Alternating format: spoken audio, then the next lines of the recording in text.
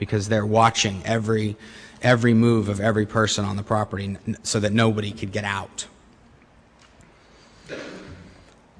All incoming mail and outgoing mail is read by security personnel. So if my mother were to write me a letter, it would be read by at least one security personnel before I would even get to it.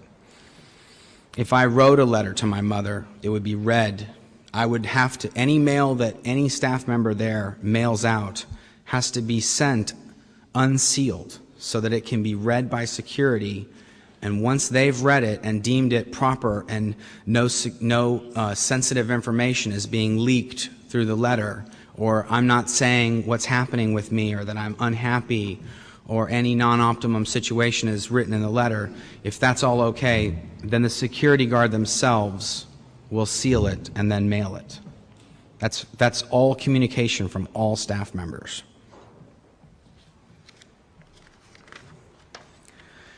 All staff are required to surrender their passports and visas once signing up and starting work at the international headquarters.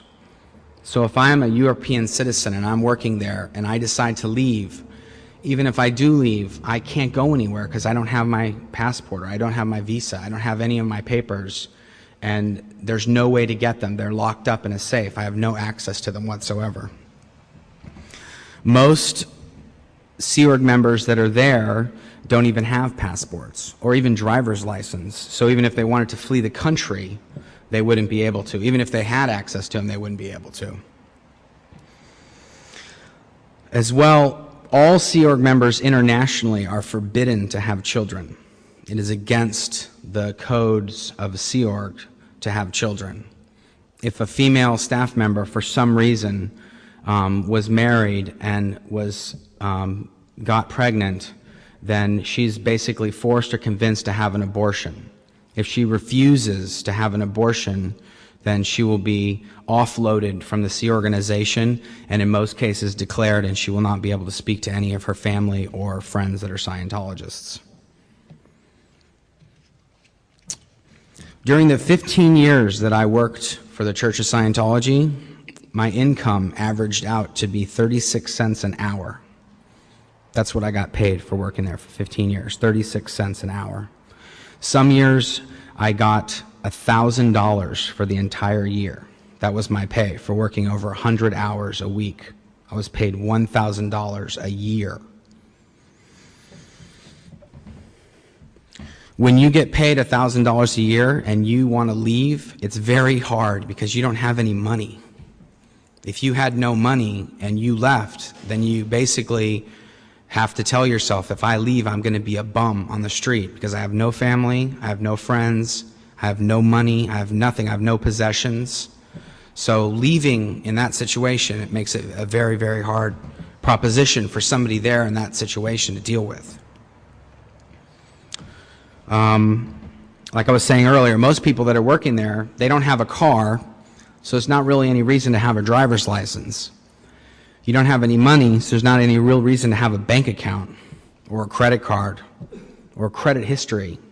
I don't know how it works here in EU, but when I left in 2005 and they found out that here's this 33-year-old guy and he doesn't even have a credit card, doesn't have any credit history, where have you been for 33 years? You don't even exist. You don't even have bad credit. You don't exist. You're nobody. It makes it very hard to start a life, get a job, get an apartment, buy a car. Staff that do manage to escape, after everything that I've just told you, staff that do manage to escape are hunted down like animals and recovered.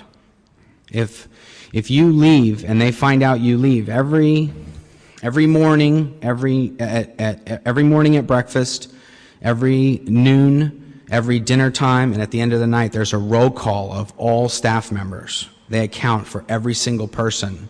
If at any one of those intervals someone is not accounted for, they call a drill, basically a task force that gets sent out. They check all bus stations, all airports, all hotels, any means of transport or escape are all checked and gone through to find any of these people, a person who might have left. Scientology even has access they have staff that are licensed representatives of the airlines, not just a travel agent, but like a licensed representative of the airline.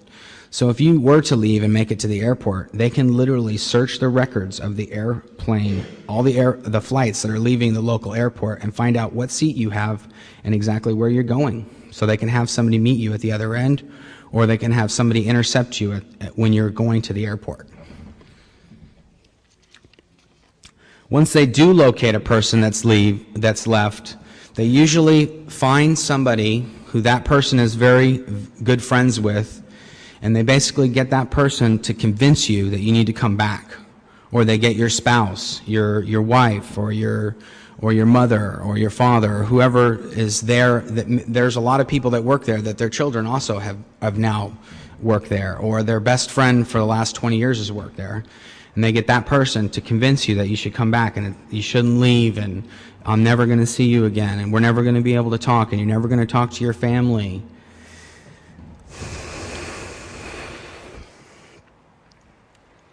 If a person leaves and refuses to come back, and they can't convince them to come back, then they basically give you one final option, and they tell you, if you leave, you will be declared a suppressive person. One of the rules that L. Ron Hubbard wrote about the international headquarters of Scientology is that no matter what happens, if you leave and no longer work there, you will be declared a suppressive person, period.